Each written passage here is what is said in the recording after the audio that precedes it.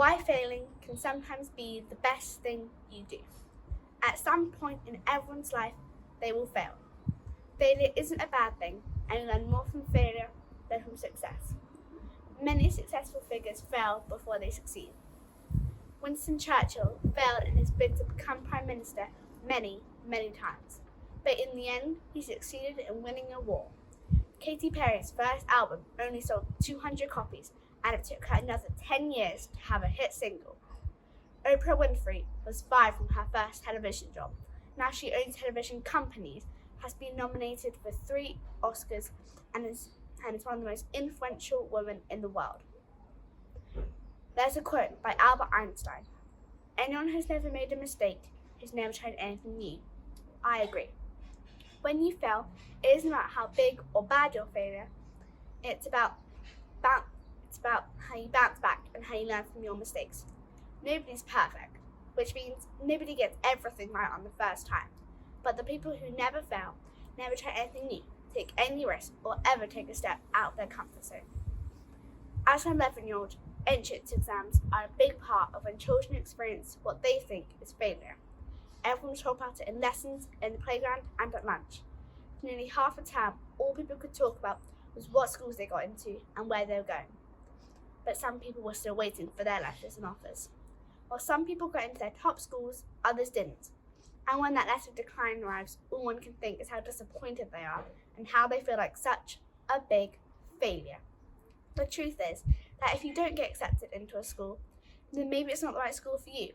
And even after all the non-acceptances, everyone now has a place at an amazing school which they will love and have some of the best times of their lives.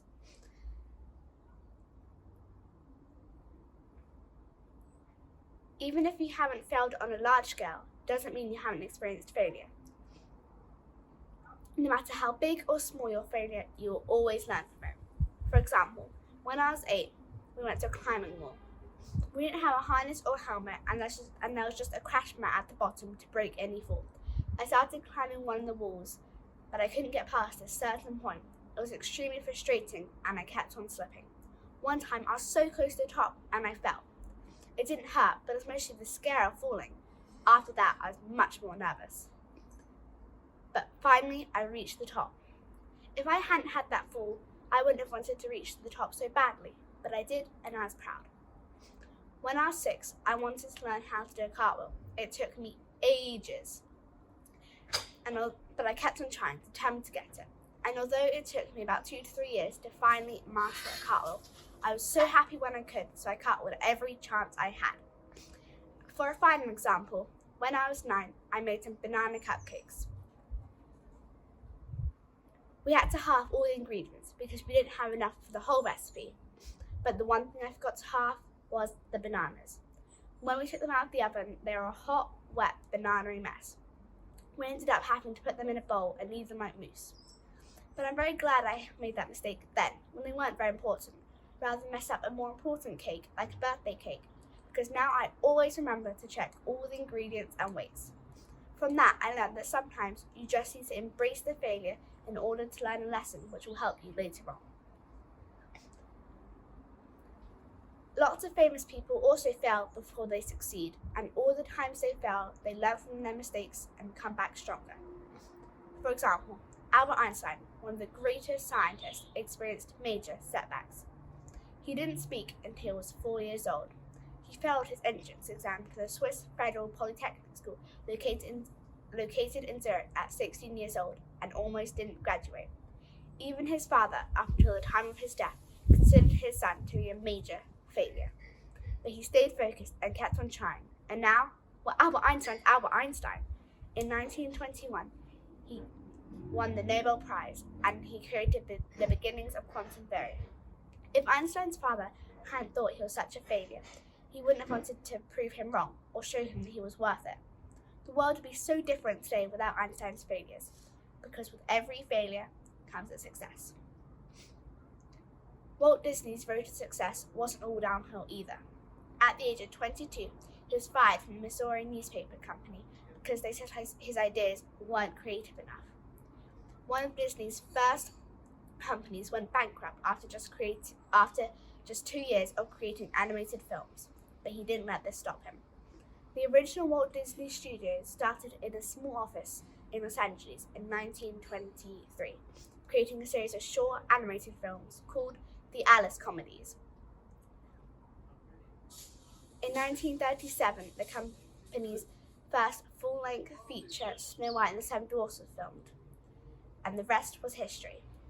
Everyone will remember Walt Disney as one of the most creative and imaginative filmmakers, and I bet the Missouri newspaper had second thoughts on firing Disney. But if he hadn't been fired from the newspaper company, he probably would have stayed there for much longer, stayed where he was safe, where he was comfortable. There might have never been a Disneyland or all those Disney films. When Disney was fired, it pushed him to be more adventurous and to chase his dreams. Even one of the most successful authors, J.K. Rowling, experienced many sizable setbacks. She saw herself as one of the biggest failures she knew. She was a single mother living on welfare, trying to support her daughter. It took her 7 years to write the story of Harry Potter and the Philosopher's Stone, and when she did, all 12 major publishing houses rejected the book. Fortunately, a small publishing house agreed to publish the book. She was jobless and a single mother, and when her life had hit the bottom, she built it back up. And now, millions of people have read the book, and she has written one of the best-selling series in history. If Rowling hadn't had that hard place in her life, I don't think it would have inspired her to write the book, or even write anything at all. Every time Harry Potter was sent back from all those publishers, she worked where the book could be better and tried to improve her work. When someone said no, she made them say yes. It might not have been straight away, but in the end, she succeeded. Rowling's journey to success wouldn't be as memorable and inspirational today if her life was just a walk in the park, or if her book was accepted by the first publisher she met. Rowling's setbacks and failures made her road to success so memorable and inspirational. Rowling says her failure was a gift, painfully won. When you fail, you become stronger, just like Albert Einstein, Walt Disney, J.K. Rowling, and many others who achieved their goals and reached their dreams just from getting back up after they fell. The Oxford definition of failure is lack of success. I strongly disagree. To me, failure isn't a lack of success at all. To me, failure is learning, growing, and improving. Failure teaches us many different things. Like sometimes it pushes us on to succeed, and sometimes it shows us that we still haven't succeeded, so we must keep on trying until we do. And sometimes it teaches us many valuable lessons which we will never forget. There's a quote by Thomas Edison: "I have not failed 10,000 times. I have not failed once. I have succeeded in proving that those 10,000 ways will not work. When I have eliminated the ways that will not work, I will find the way that will work." The next time you think you failed, I want you to remember that quote. And instead of thinking, I can't do anything, I'm such a failure, I want you to think, yeah, I failed and I made a big mess of it. But now I know that way doesn't work, but I just need to keep on trying until I find the way that will work. I'm proud when I fail, and you should be too. Thank you for listening.